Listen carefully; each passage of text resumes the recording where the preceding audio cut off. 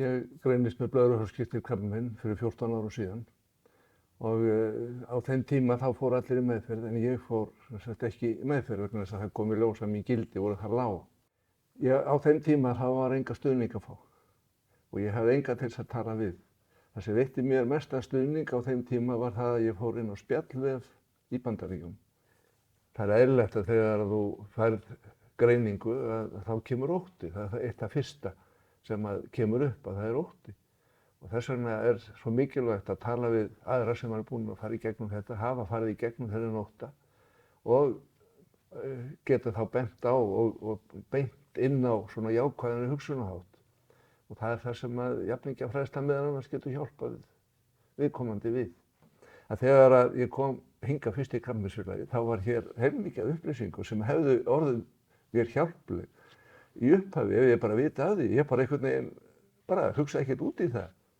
Ég held að það sem skiptir mjög miklu máli fyrir þá sem greinast er að stíga þetta skref.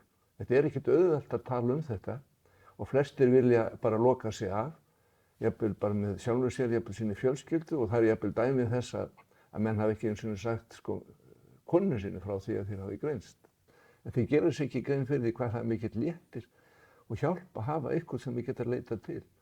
Það má eiginlega líka þessu við það að þegar þú ert að fara í fjallgöngu, þú ert að fara einhverja leið sem þú ert búin að fara margoft, svo er það einhver einstaklingur sem er að fara þetta í fyrsta skipti og þá skellur á þoka og hann veit ekkert hvert hann er að fara. Hann er búin að lesa lýsingu og allt en veit ekkert hvert hann er að fara.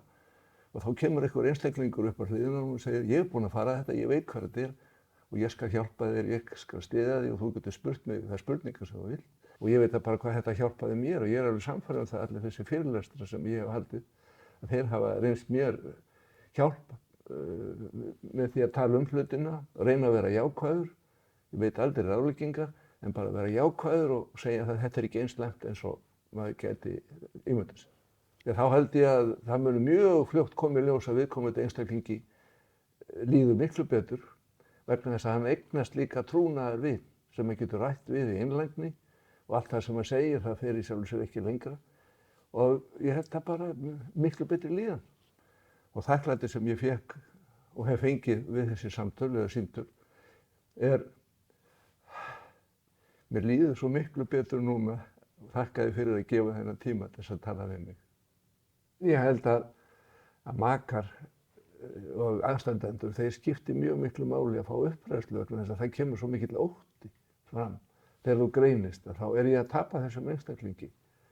Hann kannski bara horfinn eftir einhvern tíma. Ég veit að það er erfitt fyrir marga að tala um þetta bæði fyrir þann sem að greinist, að tala um þetta við makann vegna þess að hann vill ekki gera hann órólegan og svo líka það að makanum finnst stundum erfitt að spyrja of margra spurninga vegna þess að það er líka íþyngjandi fyrir þann sem að greinist. Ef að bæði þá sem greinist og makinn taka þátt í umræðinni, þá opnar það betri umræðugrundvöll fyrir þessa einstaklinga að tala saman. Og það er líka til jákvæðar hliðar vegna þess að þetta hefur náttúrulega breytt mér á þann hátt að ég hugsa með allt öðrum hátt lífið og tilveruna.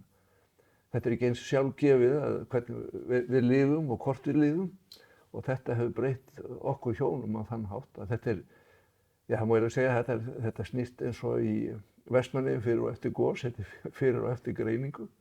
Það er mjög mikilvægt fyrir alla sem að greinast að finna það að þeir eru ekki einir. Svo ég held að bara vera þátttakandi í þessari þjónustu, hún skiptir miklu máli, ekki bara fyrir einstaklingin sem er að fá þjónustuna, heldur líka það sjálfa.